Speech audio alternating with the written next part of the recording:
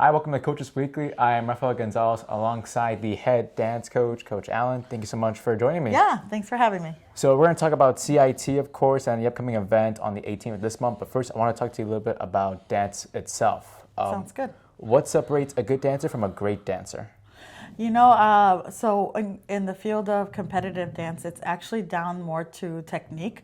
So technique is the ability to know certain skills.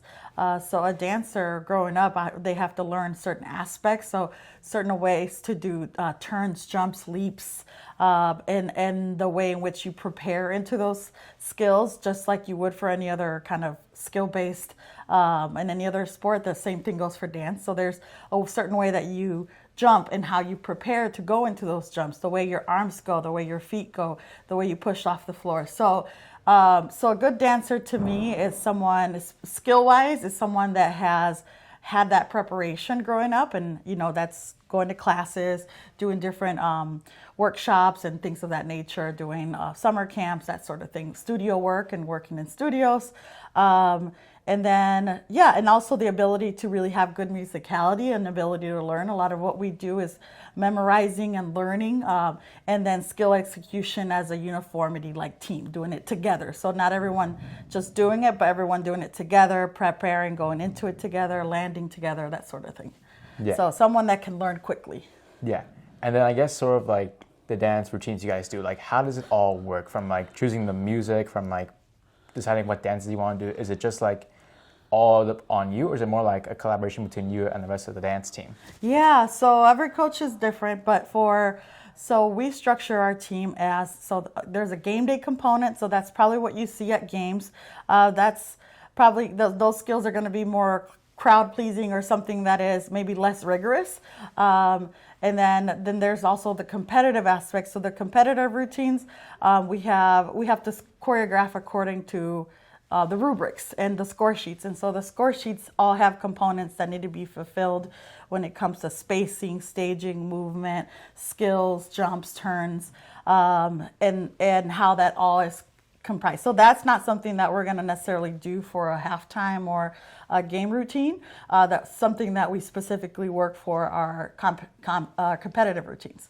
So for our game routines, usually we usually go to camp, and so we learn choreography from different camp instructors, and so we select a certain amount of routines. We learn those in the fall, and those are the routines that we do at half times. And then for our competitive routines, I also do a lot of the selecting, the music, and that kind of, that's something that I do, or myself and the assistant coaches, and we really kind of pick things that are going to be complementary to the movement that's on the floor, whether it's something that we learned at camp. For competitive routines, that's something that we usually have a visiting choreographer. Colleges do that often, where they compete. They bring someone into their team to teach them choreography, and as a coach, then I have to strategize how I'm going to clean that up. Essentially, that means how am I going to get this to look uniform and sync? How are we going to get things to really execute properly on the floor? So, but that's that. I'm working with the material that the choreographer then gives me, and that comes down to music and also the movement and the steps, and then I make adjustments depending on how it's cleaning. Cleaning means how we get it to look synchronized. Yeah.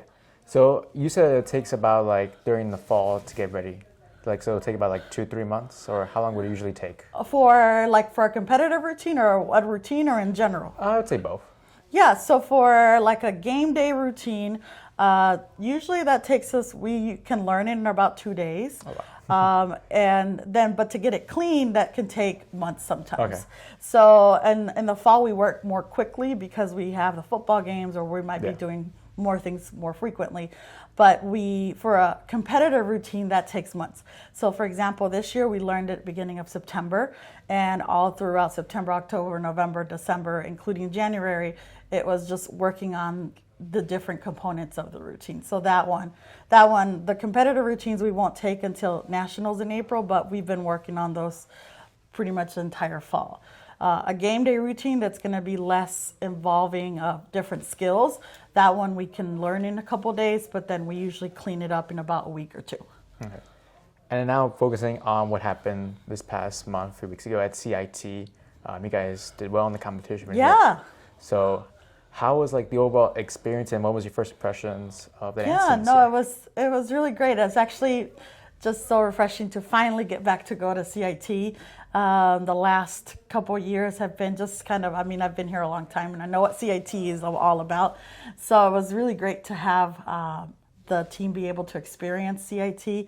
So I think it was just something very exciting and something that was also very stressful, because at the same time we had to prepare for routines for our games in addition to that the competitive routine. So that's a lot, but it was just very rewarding to do that. Yeah, and now your next event will be this month on the 18th on Saturday. What improvements do you think you guys can make in between the time from CIT till the 18th? Yeah, so right now we're still going to be working on our cardiovascular stamina. So much of we're competing our palm routine, and we're actually competing a new hip hop routine. But the palm routine is very fast. So for us, we get 2 minutes and 30 seconds, but it's just count to count to count, and you just move very quickly. And so that there's always like a learning period of how do you get your cardiovascular system to be up to par, so that you can actually do the whole thing well together. So everyone's level is at different areas. So right now we're going to be working on that just to really get our stamina up so that we can actually hit with more precision. Excellent.